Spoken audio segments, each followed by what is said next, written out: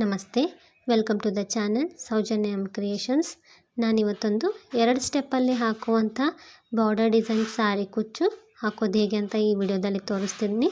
ಇದನ್ನ ವಿತ್ ಕುಚ್ಚ ಕೂಡ ಕಟ್ಕೋಬೋದು, ವಿತೌಟ್ ಕುಚ್ಚು ಕೂಡ ಕಟ್ಕೋಬೋದು.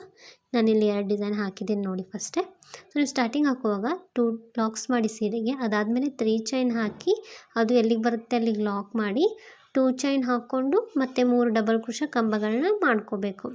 ಸೊ ನಿಮಗಿದು ಸ್ಟಾರ್ಟಿಂಗಲ್ಲಿ ಮಾಡ್ಕೊಳ್ಳಿ. ನೆಕ್ಸ್ಟು ಈ ರೀತಿ ಬರುತ್ತೆ ಇದು ಡಿಸೈನ್. ಸ್ಟಾರ್ಟಿಂಗಲ್ಲಿ ಮಾಡಿದ ಹಾಗೆ ಮಾಡೋಕ್ಕೆ ಬರೋದಿಲ್ಲ.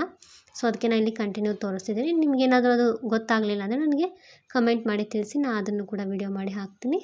ಸೊ ಇಲ್ಲಿ 3 ಚೈನ್ ಹಾಕ್ಕೊಂಡು ನಿಡಲ್ ಮೇಲೆ ಒಂದು ಸತಿ ದಾರ ಸುತ್ತಿ. ಈಗ ನೀವು 2 ಚೈನ್ ಹಾಕಿ 4 ಡಬಲ್ ಕ್ರೋಶೆ ಕಂಬ ಮಾಡ್ತೀರಲ್ಲ, ಸೊ ಆ 4 ಡಬಲ್ ಕ್ರೋಶೆ ಕಂಬ ಅಂತ ಅಂದ್ಕೊಳ್ಳಿ ಈಗ ಇದನ್ನು.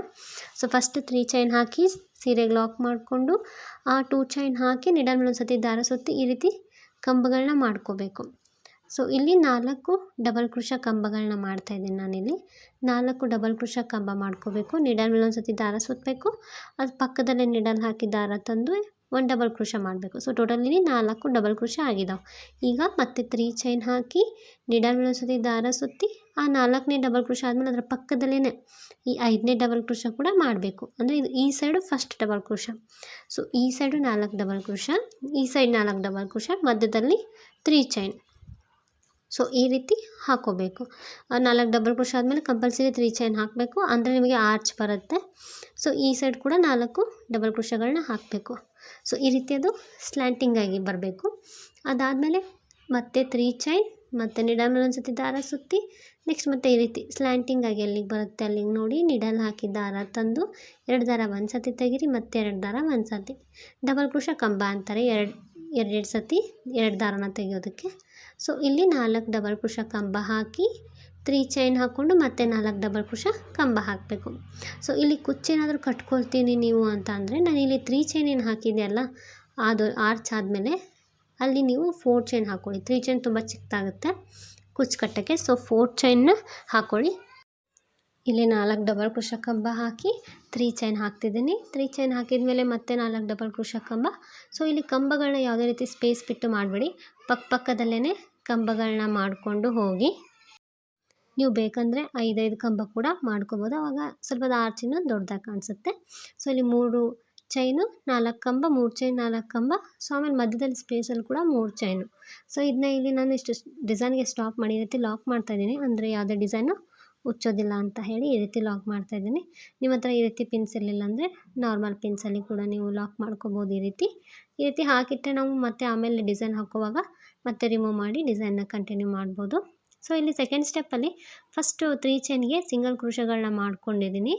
ಸೊ ನೀವು ಇಲ್ಲಿ ಫಸ್ಟ್ ಸ್ಟಾರ್ಟಿಂಗ್ಗೆ ಅಂತ ಅಂದ್ಕೊಳ್ಳಿ. ಈಗ ಇದನ್ನು ಇಲ್ಲಿ 3 ಸಿಂಗಲ್ ಕ್ರೋಶೆ ಮಾಡಿದ್ದೀನಿ ನಾನು. 3 ಚೈನ್ಗೆ 3 ಸಿಂಗಲ್ ಕ್ರೋಶೆ. ಈಗ ಇಲ್ಲಿ 3 ಸಿಂಗಲ್ ಕ್ರೋಶೆ ಆಗಿದೆ. ಈಗ ನೆಕ್ಸ್ಟು 3 ಸಿಂಗಲ್ ಕ್ರೋಶೆ ಹಾಕ್ಕೊಂಡು ನಿಡಲ್ ಮೇಲೆ ಒಂದು ಸತಿ ದಾರ ಸುತ್ತಿ ಈ 2 4 ಕಂಬದ ಮಧ್ಯೆ 3 ಚೈನ್ ಹಾಕಿದ್ದೀವಲ್ಲ, ಆ ಗ್ಯಾಪಲ್ಲಿ ಹೋಗಿ ದಾರ ತಂದು ಡಬಲ್ ಕ್ರೋಶೆ ಕಂಬ. ಮತ್ತು ನಿಡಲ್ ಮೇಲೆ ಒಂದು ಸತಿ ದಾರ ಸುತ್ತಬೇಕು, ಆ 3 ಚೈನ್ ಗ್ಯಾಪಲ್ಲಿ ಹೋಗಿ ದಾರ ತಂದು 2 ದಾರ ಒಂದು ಸತಿ ಮತ್ತು 2 ದಾರ ಒಂದು ಸತಿ, ಹೀಗೆ ಡಬಲ್ ಕ್ರೋಶೆ ಕಂಬಗಳನ್ನ ಮಾಡ್ಕೋಬೇಕು. ಸೊ ಇಲ್ಲಿ 5 ಡಬಲ್ ಕ್ರೋಶೆ ಕಂಬಗಳನ್ನ ಮಾಡ್ತಾಯಿದ್ದೀನಿ ನಾನು. 5 ಕಂಬ ಆದಮೇಲೆ ಬೀಡ್ ಆ್ಯಡ್ ಮಾಡ್ತಾಯಿದ್ದೀನಿ. ಸೊ 5 ಕಂಬ ಮಾಡಿ ಸ್ವಲ್ಪ ದಾರ ಮೇಲೆತ್ತಿ ನಾನಿಲ್ಲಿ ಮೀಡಿಯಮ್ ಸೈಜ್ದು ಬೀಡ್ ಆ್ಯಡ್ ಮಾಡ್ತಾಯಿದ್ದೀನಿ. ನೀವು ಬೇಕಂದರೆ ಇನ್ನೂ ಚಿಕ್ಕ ಬೀಡ್ ಕೂಡ ಆ್ಯಡ್ ಮಾಡ್ಕೋಬೋದು. ಬೀಡನ್ನ ಆ್ಯಡ್ ಮಾಡಿ ಬೀಡ್ ಲಾಕ್ ಮಾಡಬಾರ್ದು, ಡೈರೆಕ್ಟಾಗಿ ನಿಡಲ್ ಮೇಲೆ ಒಂದು ಸತಿ ದಾರ ಸುತ್ತಿ ಮತ್ತು ಸೇಮ್ ಅದೇ 3 ಚೈನ್ ಗ್ಯಾಪಲ್ಲೇ ನಿಡಲ್ ಹಾಕಿ ದಾರ ತಂದು 2 ದಾರ ಒಂದು ಮಾಡಬೇಕು ಮತ್ತು 2 ದಾರನ ಒಂದು ಮಾಡಬೇಕು.